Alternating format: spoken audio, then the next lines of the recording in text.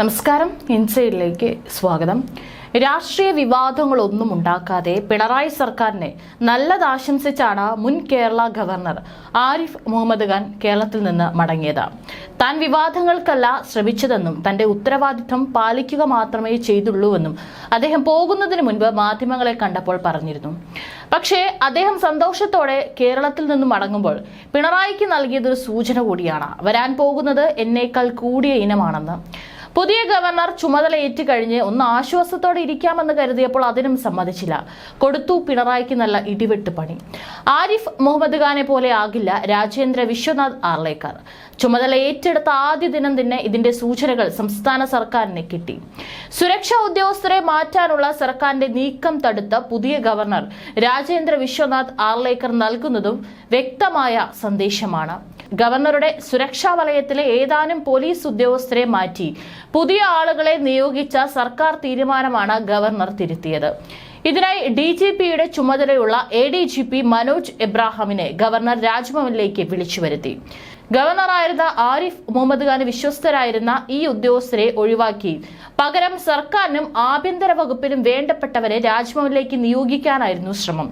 പുതിയ ഗവർണറെ നിരീക്ഷിക്കാനുള്ള സർക്കാർ തന്ത്രമായിരുന്നു ഇതിന് പിന്നിൽ. സർക്കാരിനെതിരെ ഗവർണർ നീങ്ങുമെന്ന സംശയം മുഖ്യമന്ത്രി പിണറായി വിജയനുണ്ട്. ഇതാണ് പോലീസ് ഉദ്യോഗസ്ഥരുടെ മാറ്റത്തിൽ പ്രതിഫലിച്ചതെന്നാണ് വിലയിരുത്തൽ. ഒഴിവാക്കപ്പെട്ടവർ തന്നെയാണ് പരാതി ഗവർണറെ അറിയിച്ചത്. രാജ്ഭവനിലെ ഉദ്യോഗസ്ഥരുമായി സംസാരിച്ച ഗവർണർക്ക് തന്നെ നിരീക്ഷിക്കാനുള്ള നീക്കത്തിൽ സംശയം ശക്തമായി. മനോജ് എബ്രാഹാമിന് ഇക്കാര്യം അറിയിക്കുകയും കാണാൻ താല്പര്യം പ്രകടിപ്പിക്കുകയുമായിരുന്നു. ഗവർണറുടെ ആവശ്യം മനോജ് എബ്രാഹാം അംഗീകരിച്ചു. രാജ്ഭവനിലെത്തി കണ്ടു. അതിനുശേഷം തിരുത്തലിനും തയ്യാറായി. ഏതെല്ലാം ഉദ്യോഗസ്ഥർക്കാണ് ഇതിന്റെ ആനുകൂല്യം കിട്ടുക എന്നത് വ്യക്തമല്ല. നേരത്തെ ആരിഫ് മുഹമ്മദ് ഖാന്റെ ADCയെ റെയിൽവേയിലേക്ക് സർക്കാർ മാറ്റിയിരുന്നു. IPSകാരുടെ സ്ഥലം മാറ്റം സർക്കാരിന്റെ അധികാര പരിധിയിലാണ്. ഇതിൽ തിരുത്തൽ ADGPക്ക് കഴിയുകയുമില്ല. മനോരമയാണ് ആർലേക്കറിന്റെ ഇടപെടൽ വാർത്തയാക്കിയത്. ശക്തമായ സന്ദേശമാണ് ഇതിലൂടെ ആർലേക്കർ നൽകുന്നത് എന്ന തരത്തിലാണ് വാർത്ത. രാജേന്ദ്ര വിശ്വനാഥ് ആർലേക്കർ കേരള ഗവർണറായി കഴിഞ്ഞ ദിവസമാണ് സത്യപ്രതിജ്ഞ ചെയ്തത്. വ്യാഴാഴ്ച രാവിലെ 10:30 രാജ്ഭവനിൽ നടന്ന ചടങ്ങിലാണ് ആർലേക്കർ സത്യപ്രതിജ്ഞ ചെയ്തിരിക്കുന്നത്. കേരള ഹൈക്കോടതി ചീഫ് ജസ്റ്റിസ് നിതിൻ മധുക്കർ ജാംദാർ സത്യവാചകം ചൊല്ലിക്കൊടുത്തു. മുഖ്യമന്ത്രി പിണറായി വിജയൻ, ചീഫ് സെക്രട്ടറി ശാരദാ മുരളീധരൻ, ഗവർണറുടെ ഭാര്യ അനഘ ആർലേക്കർ എന്നിവരും പരിപാടിയിൽ പങ്കെടുത്തു. തീർത്തും ഊഷ്മളമായിരുന്നു ചടങ്ങുകൾ. അതിനുശേഷമാണ് രാജ്ഭവനിലെ മാറ്റങ്ങളിൽ ആർലേക്കർ ഇടപെടൽ നടത്തിയത്.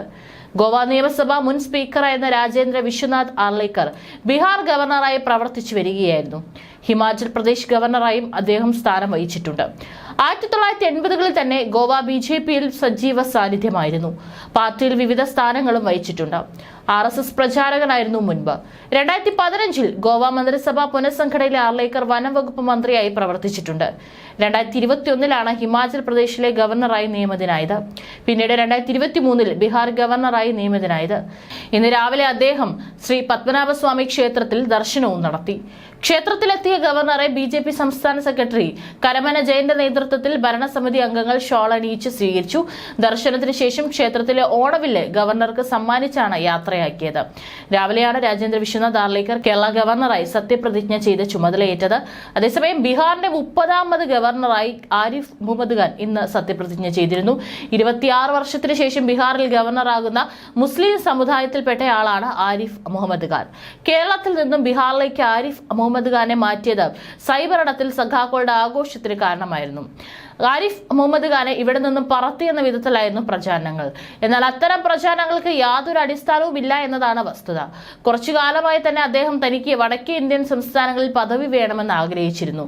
എന്നാൽ ഇതിന് സാഹചര്യം ഒത്തുവന്നതോടെ അതിന് അവസരം കേന്ദ്രം ഒരുക്കിയത്. കേന്ദ്രത്തിലും സംസ്ഥാനത്തിലും BJPയുടെ സഖ്യകക്ഷിയാണ് നിതീഷ് കുമാർ. എന്നാൽ എപ്പോഴും ചാഞ്ചാടുന്ന സ്വഭാവമുള്ള നിതീഷ് കുമാർ നിലപാടുകൾ മാറ്റിയാൽ അത് BJPക്ക് തന്നെ പണിയാകും.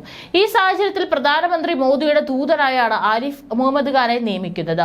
ജനതാദൾ രാഷ്ട്രീയ കാലത്ത് ഒരുമിച്ച് പ്രവർത്തിച്ചവരാണ് നിതീഷ് കുമാറും ആരിഫ് മുഹമ്മദ് ഖാനും. ബീഹാറിലെ മുസ്ലിം സമുദായങ്ങൾക്കിടയിൽ സ്വാധീനവുമുണ്ട്. നിതീഷ് കുമാറിന്റെ നിറം മാറുന്നുവോ എന്ന് തോന്നിയതോടെ പഴയകാല സുഹൃത്തായ ആരിഫ് മുഹമ്മദ് ഖാനെ നിയമിക്കാൻ അമിത്ഷാ നിർദ്ദേശിച്ചെന്നാണ് സൂചനകൾ. കേരളത്തിൽ ഇടത് സർക്കാരുമായി ഏറ്റുമുട്ടിയാണ് ആരിഫ് മുഹമ്മദ് ഖാൻ മുന്നോട്ട് പോയതെങ്കിൽ ബീഹാറിൽ എന്താകും ലൈൻ എന്നാണ് ഇനി അറിയേണ്ടത്. ഇന്ന് രാവിലെയാണ് ബീഹാർ ഗവർണറായി ആരിഫ് മുഹമ്മദ് ഖാൻ ചുമതലയേറ്റത്. പട്ന ഹൈക്കോടതി ചീഫ് ജസ്റ്റിസ് കെ വിനോദ് ചന്ദ്രൻ സത്യവാചകം ചൊല്ലിക്കൊടുത്തു. തേജസ്വി യാദവും ഗവർണറുടെ സത്യപ്രതിജ്ഞാ ചടങ്ങിന് എത്തിയിരുന്നു. തിങ്കളാഴ്ച പട്നയിലെത്തിയ ആരിഫ് മുഹമ്മദ് ഖാനെ ഉപമുഖ്യമന്ത്രി സമ്രാട് ചൌധരി, സ്പീക്കർ നന്ദ കിഷോർ യാദവ് തുടങ്ങിയവർ ചേർന്നാണ് സ്വീകരിച്ചത്. ഇതിന് പിന്നാലെ മുഖ്യമന്ത്രി നിതീഷ് കുമാർ നിയുക്ത ഗവർണറെ സന്ദർശിക്കുകയും ചെയ്തിരുന്നു. പഴയകാല സുഹൃത്തുക്കളുടെ കൂടിച്ചേരൽ കൂടിയായി ഇത് മാറുകയായിരുന്നു.